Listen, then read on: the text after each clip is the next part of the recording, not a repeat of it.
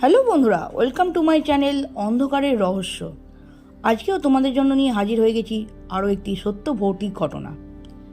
আজ এই ঘটনাটা যে লিখে পাঠিয়েছে, সে যেভাবে লিখে পাঠিয়েছে সেইভাবেই আমি ঘটনাটা তোমাদের শোনাচ্ছি। আর তার নামটা আমি এখানে উজ্জ্ব রাখছি, কারণ ঘটনা সূত্রের জন্য সে নামটা বলতে বারণ করছে, কিন্তু তোমাদের বোঝার জন্য আমি অ্যাজ এ একটা নাম উচ্চারণ করি তোমাদের ঘটনাটা পুরো শোনাবো। এবং যারা আমার চ্যানেলটা নতুন দেখছো বা শুনছো, তারা অতি অবশ্যই চ্যানেলটাকে সাবস্ক্রাইব করে দিয়ে পাশে থাকা বেল নোটিফিকেশানটাকে অতি অবশ্যই অন করে দেবে এবং অতি অবশ্যই অলটাকে প্রেস করে রাখবে, যাতে যখনই আমরা নতুন নতুন ঘটনা ছাড়বো তার নোটিফিকেশান যাতে সবার আগে তোমাদের কাছে গিয়ে পৌঁছয়।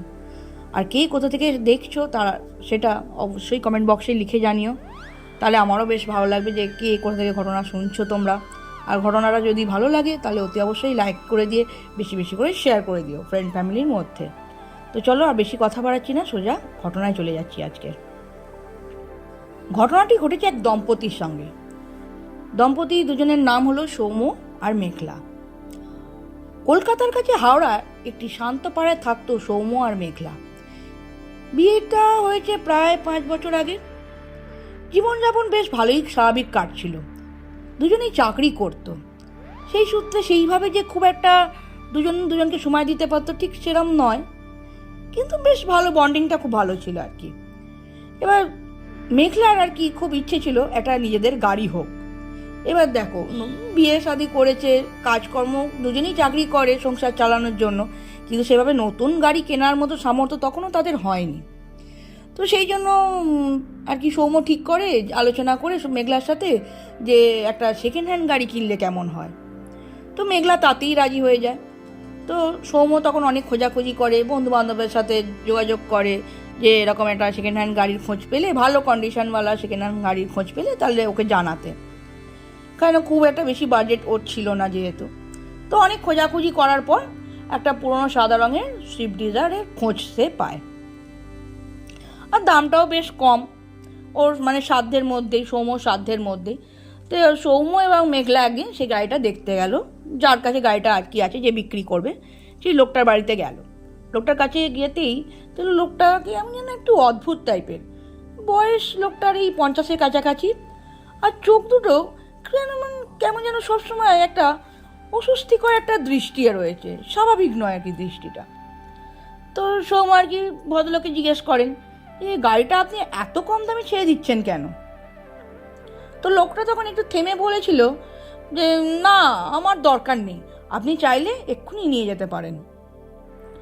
তো সৌম্য তখন লোকটাকে বলে, আপনি সপ্তাহখানেক টাইম দিন, আমি টাকা জোগাড় করে তারপর এসে নিয়ে যাব।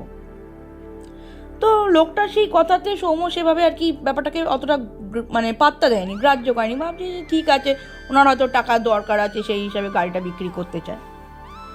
তো সপ্তাহখানেকের মধ্যে টাকা জোগাড় করে নিয়ে সৌম্য আর মেঘলা গাড়িটা নিতে যায় তার বাড়িতে।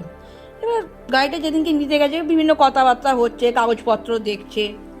এবার দেখছে লোকটার মুখে কেমন যেন একটা অদ্ভুত হাসি, যেহেতু গাড়িটা নিয়ে চলে যাচ্ছে সেই হিসাবে ভাবছে হয়তো এমনি আনন্দে হয়তো হাসছে, মানে খুশি আছে আর কি মনটা। কিন্তু মেঘলার মনে হয়েছে যে হাসিটা যেন স্বাভাবিক নয়, কেমন একটা অদ্ভুত বিকৃত টাইপের হাসিটা। তাই তো দেখে মেঘলার শরীরটা কেমন যেন একটু হালকা শিউরে ওঠে, কিন্তু তবু আর কি সে ব্যাপারটাকে এড়িয়ে গেছে। কাগজপত্র, সমস্ত গাড়ির কাগজপত্র আর কি সৌম্য দেখছে যে সব ঠিকঠাক আছে কি না। তো দেখেছে যে হ্যাঁ, গাড়ির কাগজপত্র সব কিছু ওকে আছে।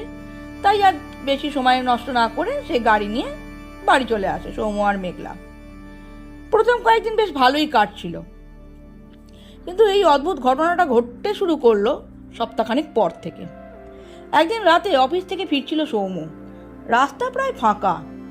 গাড়ির ভিতরে হঠাৎ একটা হালকা পচা গন্ধ আসছিল। তো সৌম্য ভাবছিল হয়তো কিছু কোথাও নোংরা লেগেছে, তার হয়তো গন্ধ ছাড়ছে। এবার গাড়ি চালাচ্ছে রীতিমতো। হঠাৎ সে রিয়ার ভিউ মিরারের দিকে তাকালো, পিছনের সিটে কেউ যেন বসে আছে। সৌম্য তাড়াতাড়ি মুখ ঘুরিয়ে দেখলো, কিন্তু পেছনের সিটটা পুরো ফাঁকা, কেউ তো কোথাও নেই। সে নিজেকে বোঝালো হয়তো সে চোখের ভুলভাল দেখছে, কিন্তু গন্ধটা ক্রমশই বাড়তে লাগলো। তো সৌম্য বাড়ি চলে এসে গাড়ি যেখানে রাখা, বাড়ি একতলা বাড়ি, বাড়ির সামনেই জায়গাটায় আর কি গাড়িটা রাখে, সেভাবে গ্যারেজ ট্যারেজ কোথাও নেই। গাড়ি রেখে ঘরে ঢুকে পড়েছে। তো সৌম্য আর কি মেঘলাকে কিছু বলেনি যে আমার সাথে এরকম ঘটনা ঘটেছে, মানে আমি গাড়ির ভেতরে এরকম একটা গন্ধ পেয়েছি বা কিছু কিছু আর কি মেঘলাকে বলেনি। এবার পরের দিন কী হয়েছে, মেঘলা এবার সেদিনকে মেঘলার অফিসে ছুটি ছিল। তো ভাবছি একটু গাড়িটা নিয়ে যাই, একটু মার্কেটিং করে আসি, শপিং করে আসি। তো শপিং করে যখন গাড়িটা নিয়ে ফিরছে তখন প্রায় সন্ধেবেলা গেছিলো শপিং করতে, ফিরছে একটু রাত্রির মানে 8টা সাড়ে 8টা বাজে। তখন সে দেখে হঠাৎ গাড়ির ভেতরটা ক্রমশ ঠান্ডা হয়ে যাচ্ছে, অথচ এসি বন্ধ, এমনি কাঁচ খোলা, এমনিভাবেই সাধারণভাবেই গাড়ি চালাচ্ছে, এসি চলছে না। কিন্তু তার সত্ত্বেও গাড়ির ভেতরটা মানে বরফের মতো ঠান্ডা হাওয়া বইছে, এরম একটা ফিলিংস হচ্ছে ওর। এবার যে ঠিক ব্যাপারটাকে ভাবছে হয়তো কি জানি ওয়েদারটা হয়তো বোধহয় খারাপ, তাই জন্য হয়তো বাইরে থেকে ঠান্ডা হাওয়া দিচ্ছে, বৃষ্টি বৃষ্টি আসবে। তো সে তার নিজের মতো গাড়ি চালাচ্ছে। ঠিক তখনই সে স্পষ্ট শুনতে পেল পিছন থেকে কোনো ধীরে ধীরে শ্বাস পড়ছে তার ঘাড়ের ওপর, ঠান্ডা শীতল শ্বাস। মেঘলার শরীরটা কেঁপে উঠল। সে সাহস করে রিয়ার ভিউ মিরারের দিকে তাকালো, আর সেই মুহূর্তেই তার বুকের রক্ত যেন হিম হয়ে গেল। পিছনের সিটে বসে আছে এক ভয়ঙ্কর মুখের লোক, মুখটা ফ্যাকাশে, চোখ দুটো একবারে কোঠরে ঢুকে গেছে, আর ঠোঁটে একটা অদ্ভুত বিকৃত হাসি। মেঘলা হঠাৎ চিৎকার করে জোরে ব্রেক কষল। গাড়িটা থেমে গেল। থেমে যাওয়ার সঙ্গে সঙ্গেই পেছনের সিট আবার ফাঁকা হয়ে গেল। সেদিন রাতে সৌম্য ফিরতেই অফিস থেকে মেঘলা কী করে, সৌম্যকে সব ঘটনাগুলো বলে। তো সৌম্য একবারেই সেসব কথা, মেঘলার আর কি কথা বিশ্বাস করেনি। সে ভাবছে হয়তো ভুলভাল মেঘলা দেখেছে, ওই জন্য সে মেঘলাকে বলে যে তোমার হয়তো শরীরটা খুব খারাপ ছিল, ক্লান্ত ছিল, ওই জন্যই তো আজ অফিস ছুটি করেছো, সেই হয়তো ভুলভাল দেখেছো। তো যাই হোক, তো সেভাবে আর কিছু আর কি বলেনি আর কি সৌম্য। মেঘলাও ব্যাপারটাকে এড়িয়ে গেছে, ঠিক আছে হয়তো ভুল। কিন্তু ঘটনাটা এখনও শেষ হয়নি। কয়েকদিন পর এক রাতে তারা দুজনেই, তার একটা বন্ধুর পার্টি ছিল, পার্টি থেকে বাড়ি ফিরছিল তখন রাত্রির অনেকটাই হয়েছে, প্রায় 12:30 কাছাকাছি বাজে। 12:30 বাজে, রাস্তাঘাট পুরো একদম শূন্য, জনশূন্য রাস্তা, পুরো ফাঁকা রাস্তায় গাড়ি করে আস্তে আস্তে হঠাৎ তারা দুজনেই শুনতে পারে গাড়ির রেডিওটা আর কি হঠাৎ করে চালু হয়ে যায়। এবং রেডিও চালু হলেই একটা টি করে একটা সিগন্যাল না পেলে যেমন একটা আওয়াজ হয়, প্রপার সিগন্যাল না পেলে রেডিওর, সেরকম একটা বিচ্ছিরি আওয়াজ আসছে। এবং তার মধ্যে থেকেই একটা অদ্ভুত কর্কশ গলা শোনা যাচ্ছে, আমাকে নামাও, সে ভয়েসটা আর কি বলছে। এবার সেইটা শুনেই সৌম্য এবং মেঘলা দুজনেই ভীষণভাবে ভয় পেয়ে যায়। এবার সৌম্য মেঘলা দুজনেই ভাবে রেডিও তো অফ ছিল, তাহলে আওয়াজটা কোথা থেকে আসছে। তারপর হঠাৎ পেছনের সিটের দিকে তাকাতেই সে একটা ভারী শব্দ পেল, যেন কেউ বসে আছে।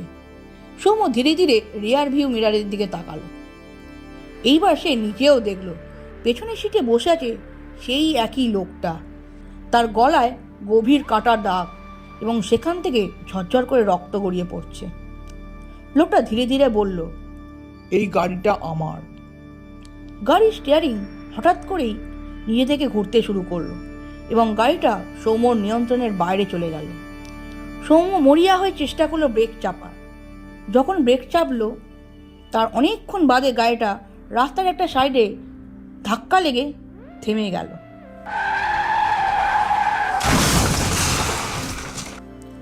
থেমে যেতেই সৌম্য আর মেঘলা দুজনেই তাড়াতাড়ি করে গাড়ি থেকে ছুটে বেরিয়ে পড়ল। গাড়ির ভিতরে তখনও কেউ যেন বসে আছে এমন একটা অনুভূতি হচ্ছিল তাদের দুজনেরই। পরের দিন তারা ঘটনা জানার জন্য গাড়ির আগের মালিককে খুঁজতে বেরোলো। অনেক খোঁজাখুঁজি করার পর জানতে পারলো এক ভয়ঙ্কর সত্য ঘটনা। বছর 2 আগে এই গাড়িটা এক ব্যক্তির ছিল এবং সেই ব্যক্তি রাতের বেলা এক দুর্ঘটনায় মারা গিয়েছিল, কিন্তু সেটা কোনো সাধারণ দুর্ঘটনা ছিল না। সেই লোকটি নাকি গাড়ির ভিতরে গলা কেটে আত্মহত্যা করেছিল। তারপর থেকেই গাড়িটা যে কিনতো সেই অদ্ভুত ঘটনার সম্মুখীন হতো। কেউই বেশি দিন গাড়িটা নিজেদের কাছে রাখতে পারতো না। এখন যে বিক্রি করেছে গাড়িটা সৌম্য এবং মেঘলাকে, সে ছিল ওই মৃত ব্যক্তিরই আত্মীয়। আসলে কি, যারাই গাড়িটা ওই ব্যক্তিটা থেকে নিত, যে গাড়িটা বিক্রি করছে, সেই আর কি গাড়িটাকে আবার ওই ভদ্রলোকের কাছে ফেরত দিয়ে যেত, যে এরকম বিভিন্ন প্রবলেম হচ্ছে ভেবে। সেই হিসাবে সে গাড়িটা বারবার বিক্রি করার চেষ্টা করতো, কিন্তু কেউই আর কি রাখতে পারতো না। এমনকি সে নিজের কাছেও রাখতে চেয়েছিল গাড়িটা, কিন্তু সেও নিজেও রাখতে পারেনি গাড়িটা, ওরকম অদ্ভুত অদ্ভুত ঘটনা ঘটতো বলে। এইসব শুনে অতঃপর সৌম্য এবং মেঘলা দুজনেই ওই গাড়ি বিক্রেতার কাছে যায়, এবং গাড়ি বিক্রেতা ভদ্রলোক আর কি তখন বলে যে গাড়িটা সে বারবার বিক্রি করতে চেয়েছে, কিন্তু সে বিক্রি করতে পারেনি, এমনকি নিজের কাছেও রাখতে চেয়েছে, কিন্তু তার নিজের সাথেও এরকম অদ্ভুত সব ঘটনা ঘটতো। কিন্তু এইসব কথা শুনে সৌম্য এবং মেঘলার শরীর ঠান্ডা হয়ে যায় ভয়ে, এবং তারা ঠিক করলো গাড়িটা আর তারা নিজের কাছে রাখবে না। কিন্তু সমস্যা হলো গাড়িটা বিক্রি করার আগে বিক্রি তো সহজে হবে না, তার জন্য সময় লাগবে, লোক খুঁজতে হবে, তবে বিক্রি করতে পারবে।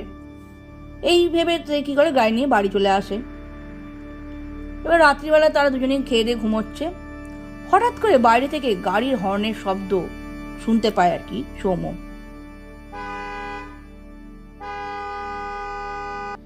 বুঝতে পারে যে নিজের গাড়ি থেকেই আওয়াজটা আসছে, কারণ খুব কাছ থেকে আর কি আওয়াজটা সে শুনতে পায়, জোরে হর্ন বাজছে। এবং সৌম্য মেঘলা ঝড়পর করে আর কি ঘুম থেকে উঠে পড়ে জানলা দিয়ে দেখে যে গাড়িতে কেউ উঠেছে কিনা। তখন সে দেখে গাড়ির ভিতরে লাইটটা জ্বলছে, আর ড্রাইভারের সিটে বসে আছে সেই দিনের সেই লোকটি ধীরে ধীরে মাথা তুলল এবং তাদের জানলার দিকে তাকালো। তারপর একটা অদ্ভুত বিকৃত হাসি দিয়ে হর্নটা আবার চাপল।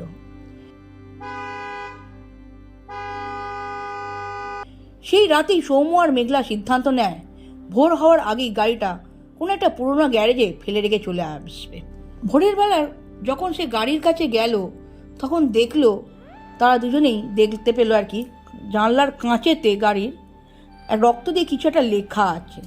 তো লেখাটা খুব ভালোভাবে সৌম্য পড়লো। এখানে লেখা আছে, আমি এখনো নামিনি। সেই দিনের পর থেকে তারা কখনোই ওই গাড়ির কাছে আর যায়নি। কিন্তু আজও মাঝে মাঝে গভীর রাতে তাদের মনে হয় দূর থেকে কোথাও একটা গাড়ির হর্ন বাজছে, আর সেই হর্নের ভিতর থেকে ভেসে আসছে সেই কর্কশ গলা, আমাকে নামাও। তো এই হলো আজকের ঘটনা বন্ধুরা। তো ঘটনাটি কেমন লাগলো অতি অবশ্যই কমেন্ট করে লিখে জানিও, আর যদি ভালো লাগে বেশি বেশি করে লাইক করে শেয়ার করে দেবে ফ্রেন্ড ফ্যামিলির মধ্যে। খুব শীঘ্রই দেখা হচ্ছে আরও একটি নতুন ঘটনা নিয়ে। ততদিনে সুস্থ থাকো। বাই বন্ধুরা।